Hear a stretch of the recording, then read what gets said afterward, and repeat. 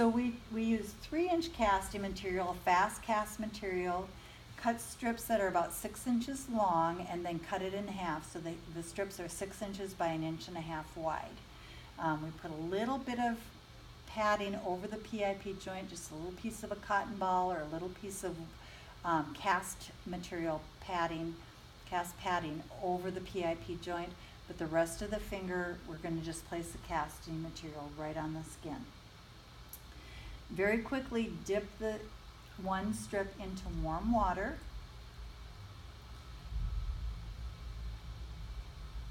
And I start, let's just do the index finger. I start with the first strip to hold that pad over the PIP joint. So I'm going to just wrap that in place first to secure the padding. And of course you have a flexion contracture, so the finger is sort of bent a little bit.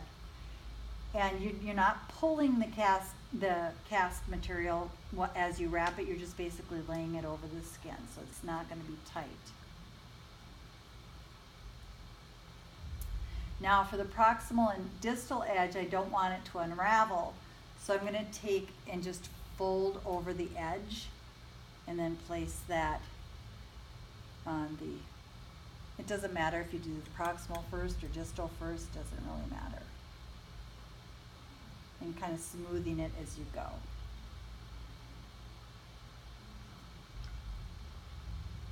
And bring it out after you dip it really quick. You don't want it to be too soaking wet. And then again, for the distal edge, fold that. Go ahead and bend your elbow. So I'm going to come under here. And I always include the DIP joint, even, you know, if it's just the PIP you're working on, just so you have that leverage. We'll be talking about biomechanical principles in a little bit. And of course the force times distance, so you get better leverage to control the PIP joint if you have a longer lever arm. So that's why I do include the DIP joint. And just fold it again, I'll do another layer there. Doesn't matter which order. And you're going to use 4 to 6 strips per finger depending upon the size of the finger. So that was 4 strips on you, and I think it's almost enough, but I think I'll do just one more on the end just to reinforce that.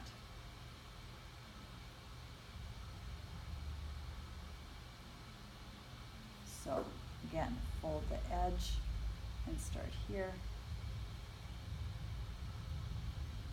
Wrap it around. Okay, so there we are. So now she's got a contracture, so I don't even think about stretching it until I've got it all wrapped, because there's time, there's working time. So then I want to correct that contracture. So I press on the end of the proximal phalanx, which is down here in the palm of the hand at the distal palmar crease. I place a nice broad support over the dorsal finger so I didn't get a pressure point. So I'm going to go over the proximal phalanx and slightly behind it. So I've got good control over that proximal phalanx, which goes from the PIP to the MP. And then for the middle phalanx, I'm going to use a broad support again, maybe my whole entire thumb like this, or 2 fingers like that. I think the thumb is more comfortable for me, so I'm going to just get a good broad support, and now I'm going to give a stretch. And I don't want it to be a painful stretch, but you know, slight discomfort is kind of what I'm going for. So you're feeling a stretch, and I'm getting the tissues held at their end range. And then I will get a little decrease in that stretch when I let go of the stretch. So you won't, what you feel in the end is not going to be as aggressive as the stretch that I'm applying right now. So then I just hold that until the cast material sets up, and it takes a couple minutes.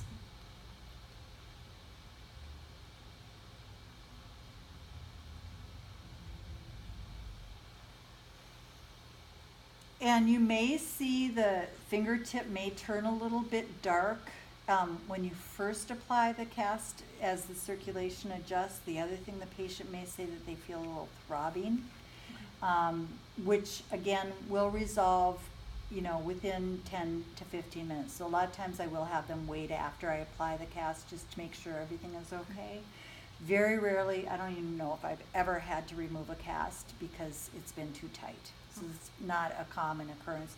But patients will complain, of throbbing, so you just kind of have to tell them that's normal. And then if for some reason between sessions they need to remove it, all they would need to do is soak their finger in a basin of water.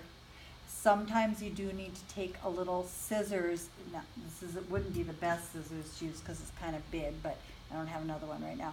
And kind of get it in between the cast and the skin and trim a little bit from this edge and that edge to loosen it up, and then they can get it off.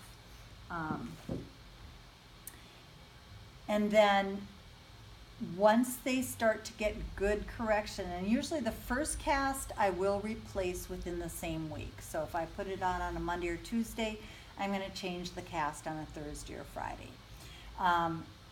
After you've done the first cast and you can see their skin is tolerating it and don't have any problems, then you can go to weekly cast changes.